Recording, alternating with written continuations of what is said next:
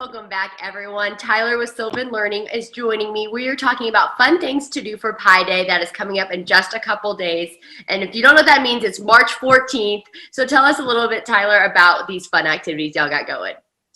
Yeah, so Pi Day, like you said, is March 14th. It's 3-1-4. And so there's a lot of activities that you can do with your kids to get them excited about math, but they get them engaging in it as well, because that's a huge part when it comes to learning, is making sure that your kid is having fun with it, that they can engage with the material and find creative ways in order to understand it and retain that information, so they can have more consistency with it over time. So a couple of activities that I wanted to talk about and a couple of activities I wanted to mention is a pie skyline. So what that is you can take a piece of graph paper and you count out the number of pi, so 3.14 to however long you want, and then you shade in the number of boxes. So we have 3 boxes, 1 box, 4 boxes, and so on. And then what that looks like in a finished product is it starts to create a skyline, as you can see, like a cityscape, almost looks like a New York City skyline.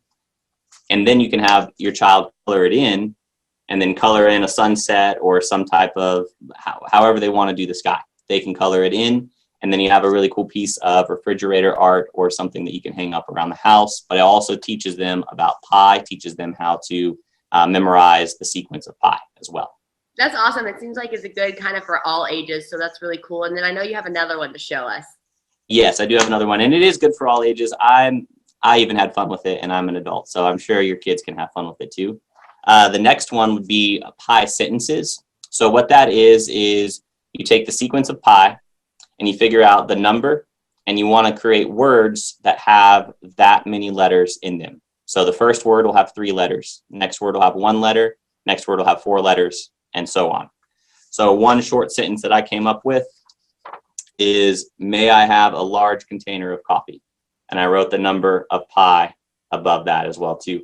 So the kids can get pretty creative, they can get pretty wacky, they can write sentences about whatever they want, but it is kind of mentally challenging as well too, to make them actually think about that. And I know y'all have lots more activities. If people want to find those, y'all have them on your website. Where can they kind of find that or reach out to get more information?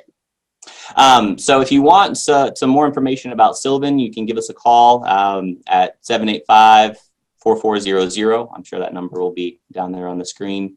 But Google is a good place to find any Pi Day activities. But if you're wanting more information and wanting to know where your student is at in terms of mathematics or reading or writing, you can give Sylvan a call.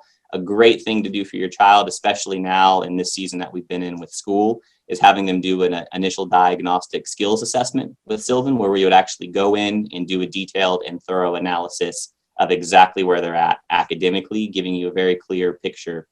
So if they're needing to be challenged a little more with their math, we can go in and we can create a customized program for your student and work on the level of math that they need to work on. Awesome. Well, thank you so much for being here. Yes, ma'am. Thank you, Kelsey. Thank you for having me. Don't go anywhere. We'll be right back.